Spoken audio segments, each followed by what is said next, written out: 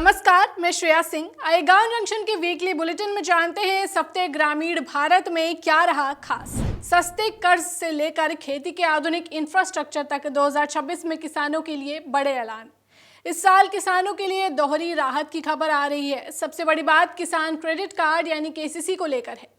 चालू बजट में केसीसी की लिमिट 3 लाख से बढ़ाकर 5 लाख करने का जो ऐलान हुआ था वो अब अगले वित्त वर्ष से लागू होने जा रहा है। यानी अब किसानों को सस्ते ब्याज पर पहले से ज्यादा ऋण मिल सकेगा। दूसरी तरफ फसल की बर्बादी रोकने के लिए सरकार 1 लाख करोड़ रुपए के अतिरिक्त एग्री इंफ्रा फंड का ऐलान कर सकती है। इन दोनों पहलों से किसानों को खेती को आधुनिक बनाने और कोल्ड स्टोरेज या गोदाम बनाने के लिए आसान पूंजी मिलेगी, जिससे किसानों की आय में बढ़ोतरी होने की उम्मीद है। ये दोनों कदम न केवल 8 करोड़ किसानों को अधिक मजबूती देंगे बल्कि खेती को मुनाफे वाला कारोबार भी बना देंगे। ग्लोबल मार्केट में फिर लौटेगा देसी आटे का दम। 3 साल बाद सरकार ने खोली निर्यात की राह। भारतीय खेती और कारोबार के लिए एक बड़ी खबर है। केंद्र सरकार ने करीब 3 साल के लंबे प्रतिबंध के बाद 5 लाख टन आटा, मैदा और सूजी के निर्यात को एक बार फिर हरी झंडी दे दी है। ये फैसला तब आया है जब देश में 2026 की गेहूं फसल के सारे रिकॉर्ड टूटने की उम्मीद है और सरकारी गोदामों में बम्पर स्टॉक जमा है। निर्यात के लिए आवेदन की प्रक्रिया 21 जनवरी से शुरू हो चुकी है। हालांकि सरकार ने इसके लिए कुछ सख्त नियम भी बनाए हैं ताकि घरेलू बाजार में कोई कमी ना आए। विशेषज्ञों का मानना है कि इस फैसले से भारतीय रोलर फ्लोर मिलों को विदेशी बाजार में फिर से अपनी जगह बनाने का मौका मिलेगा और नई फसल आने से पहले बाजार में कीमतों को भी मजबूती मिलेगी। गेहूं की बुआई 334 लाख हेक्टेयर के पार, रबी सीजन में रिकॉर्ड बढ़त। कृषि मंत्रालय के ताज़ा आंकड़ों के मुताबिक इस साल रबी फसलों की बुआई ने पिछले सारे रिकॉर्ड तोड़ दिए हैं। कुल रकबा करीब 21 लाख हेक्टेयर बढ़ गया है, जिसमें सबसे ज्यादा दिलचस्पी किसानों ने गेहूं, चने और सरसों में दिखाई है। अकेले गेहूं की बुआई अब लगभग 334 लाख हेक्टेयर के पार पहुंच चुकी है, जो पिछले साल से काफी ज्यादा है। जानकारों का मानना है कि अनुकूल मौसम और बेहतर बाजार संकेतों की वजह से किसानों ने दालों और तिलहन पर भी खूब दांव लगाया है। बुआई के मजबूत आंकड़े न केवल रिकॉर्ड पैदावार का संकेत दे रहे हैं बल्कि इससे आने वाले समय में देश की खाद्य सुरक्षा और किसानों की आमदनी को भी बड़ी मजबूती मिलेगी। यूपी के किसानों को एक क्लिक पर मिलेगी बड़ी राहत। उत्तर प्रदेश के किसानों के लिए एक बहुत अच्छी खबर है। मुख्यमंत्री कृषक दुर्घटना कल्याण योजना पूरी तरह डिजिटल होने जा रही है। फरवरी 2026 से किसानों को मुआवजे के लिए सरकारी दफ्तरों की दौड़ नहीं लगानी होगी, बल्कि घर बैठे ही पोर्टल के जरिए आवेदन कर सकेंगे। योजना के तहत दुर्घटना में मृत्यु या दिव्यांगता की स्थिति में मिलने वाली 5 लाख रुपए तक की सहायता राशि अब सीधे आपके बैंक खाते में भेजी जाएगी।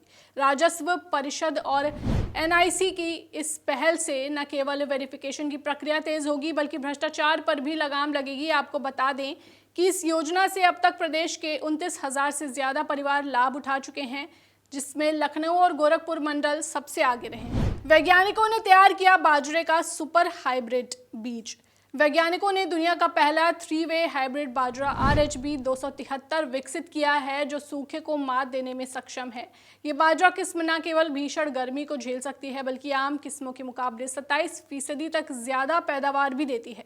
इसकी सबसे बड़ी खूबी ये है कि बहुत कम पानी में भी इससे पशुओं के लिए बेहतरीन चारा और पौष्टिक अनाज मिलेगा।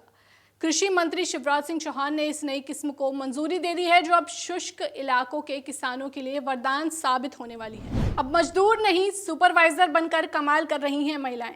उत्तर प्रदेश के गांव से महिला सशक्तिकरण की एक बेहद शानदार तस्वीर सामने आई है। इस साल रिकॉर्ड 23 लाख से ज्यादा ग्रामीण महिलाओं को उनके गांव में ही रोजगार मिला है। लेकिन सबसे बड़ी बात यह है कि महिलाएं अब सिर्फ मजदूर नहीं बल्कि सुपरवाइजर की भूमिका में नजर आ रही हैं।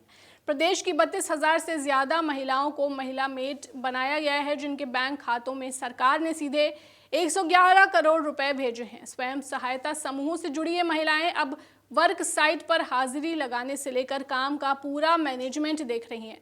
97% समय पर भुगतान और बढ़ती भागीदारी ने न केवल गांवों से पलायन रोका है बल्कि ग्रामीण महिलाओं को आर्थिक रूप से आत्मनिर्भर बनाकर नेतृत्व का नया मौका भी दिया है। ग्राफिक डिजाइनर की नौकरी छोड़कर जंगली तरोई से खड़ा किया 80 लाख का साम्राज्य। मैनपुरी के मोहम्मद जमीर ने दिल्ली में ग्राफिक डिजाइनर की नौकरी छोड़कर जंगली तरोई से स्वदेशी लूफा का 80 लाख का बिजनेस खड़ा किया है। आज जमीर का ये नेचुरल लूफा दुबई और शारजाह के बाजारों तक बिक रहा है। जमीर ने न केवल गांव की 50 महिलाओं को रोजगार दिया, बल्कि बेकार समझी जाने वाली तरोई को ब्रांड बनाकर ग्रामीण स्टार्टअप की एक शानदार मिसाल पेश की है। इस शानदार बिजनेस मॉडल के बारे में अधिक जानकारी के लिए पूरा वीडियो देखें, लिंक कमेंट बॉक्स और डिस्क्रिप्शन में है। चलिए अब बात मौसम के हाल पर। जिस तरह से एक नया WD आया हुआ है, जिसका असर दिल्ली, राष्ट्रीय राजधानी क्षेत्र, इसी के साथ पंजाब, हरियाणा और राजस्थान के पश्चिमी इलाका और जम्मू कश्मीर और हिमाचल की ऊंची पहाड़ियां, उत्तराखंड की ऊंची पहाड़ियों पर भारी बर्फबारी और बारिश होने की संभावना है। इसी के साथ जो उत्तर प्रदेश का पश्चिमी इलाका है और पश्चिमी इलाका से लेके जो हमारा तराई का रीजन है, बलरामपुर, गोंडा और गोरखपुर तक, उन सब इलाकों में भी बादलों की आवाजाही रहेगी और ये लखनऊ तक है। आइए कृषि एक्सपर्ट से भी जान लेते हैं इस मौसम में किसान फसलों को लेकर क्या सावधानियां बरतें। किसान साथियों, इस समय मौसम में काफ़ी बदलाव देखने को मिल रहा है। दिन के तापमान में काफ़ी वृद्धि हुई है। गेहूं की खासतौर से फसल में जहां सिंचाई नहीं हुई है, सिंचाई अवश्य करें। नमी की कमी नहीं होनी चाहिए। खासतौर से सूक्ष्म पोषक तत्वों का यदि प्रयोग नहीं किया है तो सूक्ष्म पोषक तत्वों का प्रयोग अभी से कर दें।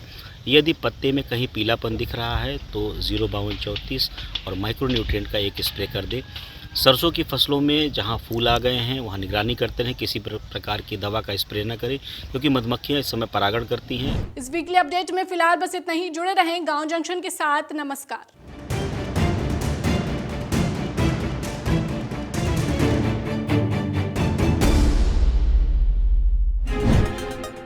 गांव जंक्शन को सभी सोशल मीडिया प्लेटफॉर्म्स पर फॉलो करें। व्हाट्सएप चैनल और जीमेल आईडी पर भी संपर्क साध सकते हैं।